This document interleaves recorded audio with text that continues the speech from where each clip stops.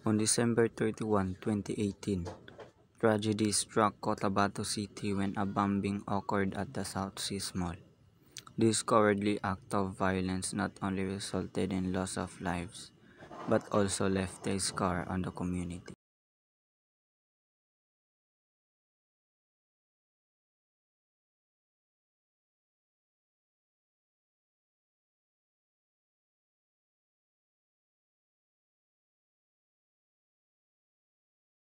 Ito'y naging malaking issue at umabot sa iba't ibang uri ng pagbabalita sa internet at sa telebisyon. Nagpapatuloy pa rin ang investigasyon ng binuong Special Investigation Task Group ng PNP. Cotabato City now on lockdown following a New Year's Eve bomb attack that left at least 2 dead. 2 patay, 9 naman ang sugatan sa pagsabog ng isang improvised. We're here inside South Seas Mall in Cotabato City. This is the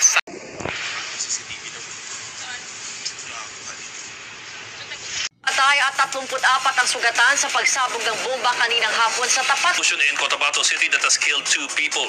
The explosion comes just hours before the country. Philippine National Police says one of the suspects in the New Year's Eve bombing of South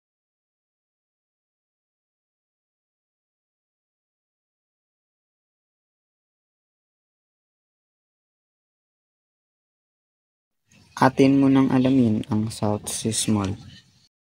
Ang South Seas Mall sa Cotabato City ay isa sa mga pangunahing shopping at entertainment destinations sa rehiyon. Matatagpuan ito sa Don Rufino Alonso Street, Cotabato City. Ang mall na ito ay kilala sa malawak na seleksyon ng mga tindahan, kainan at iba't ibang atraksyon para sa pamilya at mga kaibigan.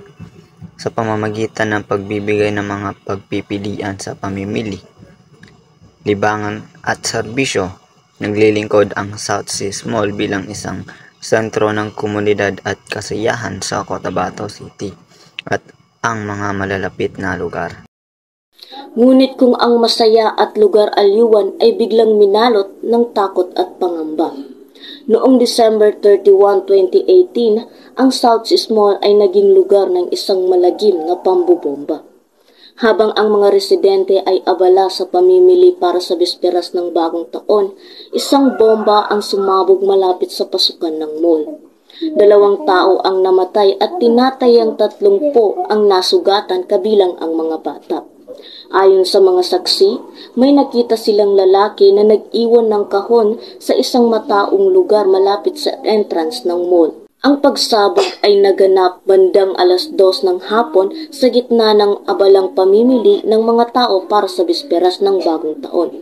Ang malakas na pagsabog ay agad nagdulot ng kaguluhan at takot. Ating palawakin ang ating kaalaman sa pamamagitan ng mga sagot ng ating interviewee na si Sir Norodin Maliga.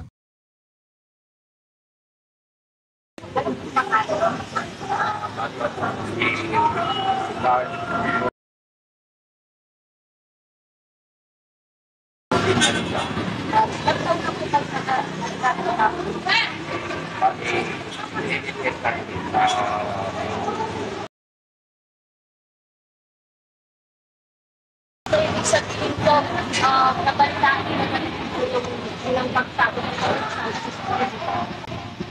Oo, nakabalitaan ko pero wala ko sa ng araw na yun kasi December 31 na din ng hapon. So lahat ng mga staff na sila na kanya ng ano ba. So kita ako mag-isip. Pilit ko na yung time actual na mangyayari sa hapon na yun. Ano ang una mo at nag-reaction ko nung narinig ko yung pagsabog na ito? Bali, ang una pong reaction is nagdamit ako agad-agad na sila nakila ako ng oras na yun. Pagkatangon ko, nagdamit ako at sumakay ng sinagyan para pupunta ito. Bali, naabatan ko dito sa area na ito, sa area ko, kasi hindi na kanila yung inano nila yung bukso na bomba. Nasa tapat ko lang po, pero walang tao dito sa area. ang tumatanong ang mga tao doon na lagi, meron ibang, meron na hospital, hindi ako nagkakamit, ito na namatay.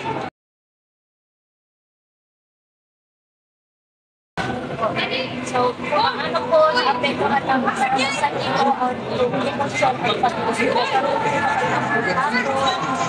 Bale, mga pag-uusap ay mga nag-experience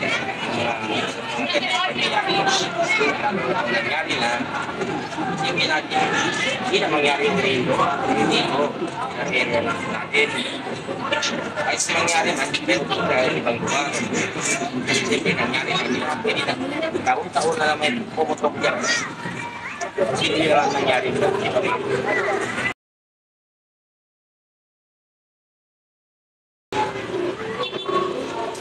Ano sa tingin mo po ang maaaring gawin ko para maiwasan ng ganitong mga incident sa amin sa akin ng palagay para maiwasan yung mga ganyan. Yung kasi mga ating kapulisan, mga NGO, kailangan active nila, kailangan trabaho. At saka, kailangan, hindi mo ako nasagisang bilang sa iyo pinalay. Nag-aating ako lang sa ating area of responsibility. Ano po ang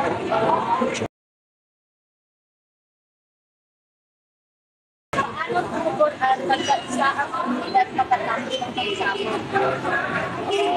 Yung mga rescue? Lahat, saka at nag-aaral sila.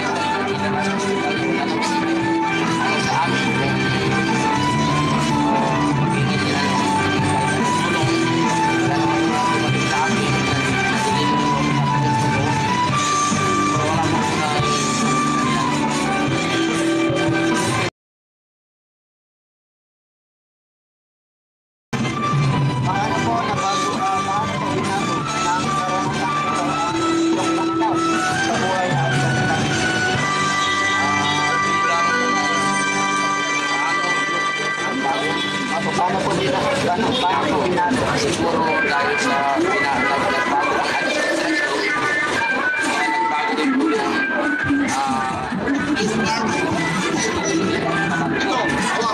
Matapos ang panayam sa kanya, nakuha namin ang impormasyon at natapos na ang pag-aaral na ang pangyayari ay isang malagim na bahagi ng kasaysayan ng Cotabato City. Ang kanyang mga pahayag bilang isang 11 taon nang naglilingkod bilang seguridad sa isang tindahan sa harap ng South Seas Mall ay nagpapakita at nagbibigay diin sa kung gaano kasakit ang mga oras na iyon.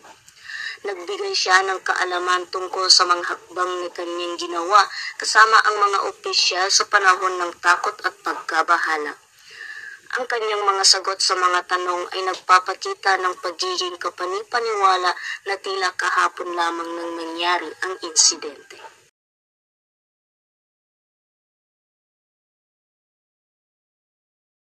Ang pagsabog ng South Seas Mall noong 2018 ay isang masakit na alaala ng karahasan na nagdulot ng takot at pangamba sa Cotabato City.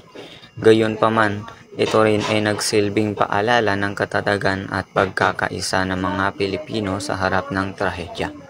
Ang mga hakbang na isinagawa pagkatapos ng insidente ay naglalayong tiyakin na ang ganitong uri ng karahasan ay hindi na muling mangyayari at na ang kaligtasan ng bawat mamamayan ay laging prioridad.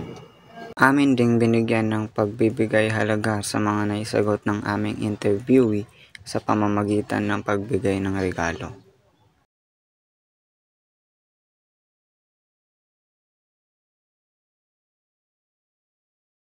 Kami ng aking partner ay nagpapasalamat sa nailaan niyang oras at pagtugon sa aming mga tanong. Ako si Khalid Lawan. Malaking tulong ito ito sa amin at lubos kong pinahahalagahan ang kanyang mga naisagot at pagbibigay ng kaalaman. Maraming salamat. Ako po si Mawadda Abubakar.